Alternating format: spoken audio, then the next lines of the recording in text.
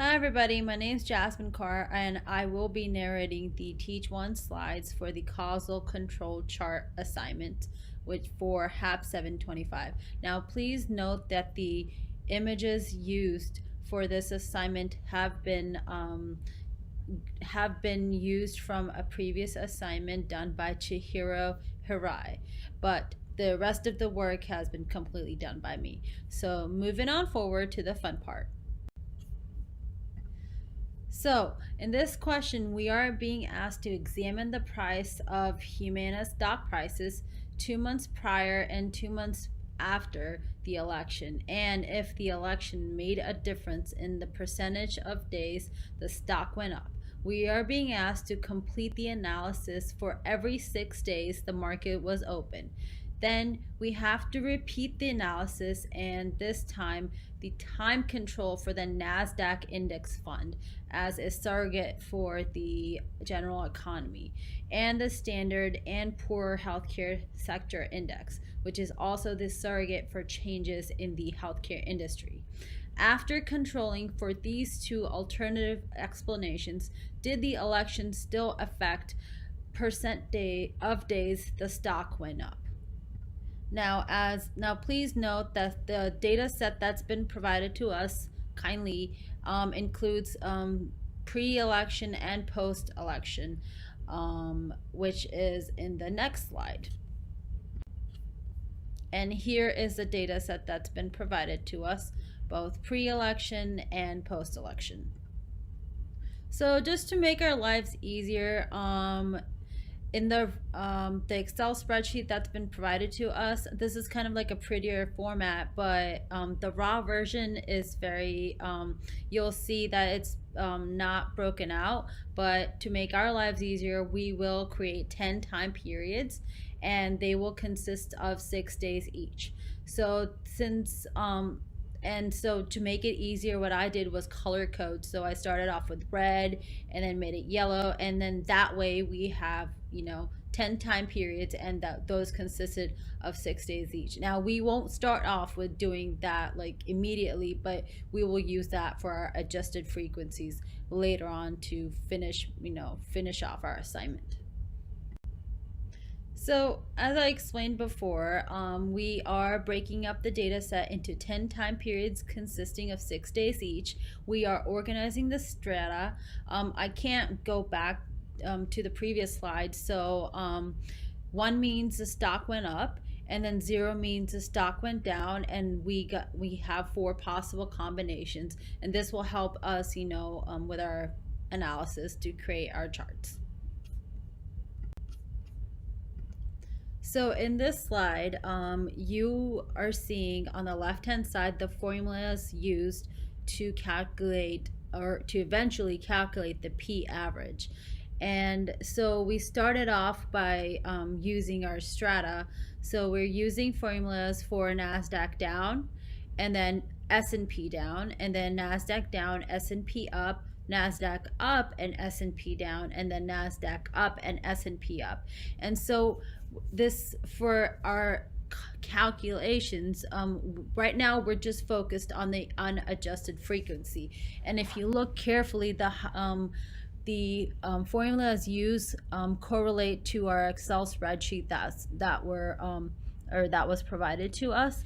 But here we can see that we're focusing on the entire count. So we're not focusing on breaking into our different 6-day counts. We are focusing on the entire 60 days. So which makes us, which helps us focus in on our calculations a bit more clearly. Again, forgive me, I'm not very good at explaining this, but here are this helps us calculate our unadjusted frequency. So for the first formula, we are calculating using sum product 1 minus and then C3, and then we're focusing on the entire row for NASDAQ up, S&P healthcare up, and then Humana up. Now, please remember that we are just focusing on before election, and then we move over and then we follow the same, well, somewhat of the same formula, and we move down for the strata count, and then we move over and we do the same thing but for the unadjusted frequency. But note that we're using, instead of doing it for instead of using the same formula, we're just making the adjustment for the count. And then we calculate the rate at which the Humana stock went up, and that's just the by Q16 divided by the count of by Humana going up. And now, mind you, Q16 is a strata count when Humana went up. And so you're going to make those adjustments as you move down the columns. And so if you look to your right hand side, that's just the prettier version of the formulas inputted and your calculations. So moving on to the next slide, we now get to calculate the LCL and the UCL. The formula has been highlighted in the box at the top, and we continue doing the calculations accordingly, and we move our way down, and we're going to use the P average, and we're going to go ahead and calculate the LCL and UCL. And now remember, we're just focusing on the before elections. So now, after we've calculated the UCL and the LCL, we will go ahead and calculate the observed frequency for each of the 10 time periods. And that this is where my tip of color coding the six the breakouts of the 6 days each will help you in kind of sorting out your data a bit better. So go ahead and calculate the observed frequency for each of the 10 time periods, and then what you're going to do is you're going to create a control chart, and it's going to look somewhat similar to mine. So this, of course, shows us that the election had no effect on Humana stock whatsoever, and that's because none of the post-election stock changes had values exceeding or falling below the pre-election control limits, and it appears that the election results did not impact the Humana stock. And I thought that my assignment was done, and I'm good to go for the Teach One assignment, but I wasn't.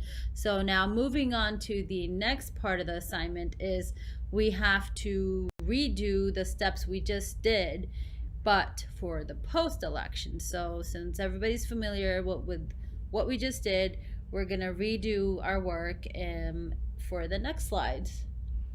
So we're going to use our post-election data to calculate the adjusters' frequencies. We're going to calculate a P average, and we're going to want a rate of each strata in the controls to be in the same as in each of the cases. Just you don't have to think too hard about the last statement, just makes it sound a bit fancier, but what I'm just saying is, like, you just want to follow your calculations from what you did for the pre-election data. So go and your calculations should mimic mine to an extent. Just make sure that you follow my slide number 5 for the formulas, and when you're trying to calculate these adjusted frequencies, and go ahead and calculate them for all 10 weeks. And this should lead to then your LCL and your UCL. And then, of course, after you're done with all of your calculations and you're feeling really tired, and this is what your chart should look like. And it does show that the 2016 presidential election did have an effect on the Humana stock. And it shows that because we've removed the effect of the general economy and the health industry, the variation in stock was reduced and the control limits are closer to each other.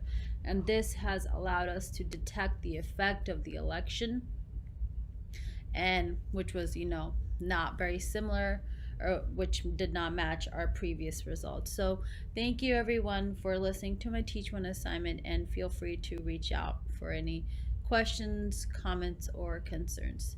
Thank you and have a wonderful day.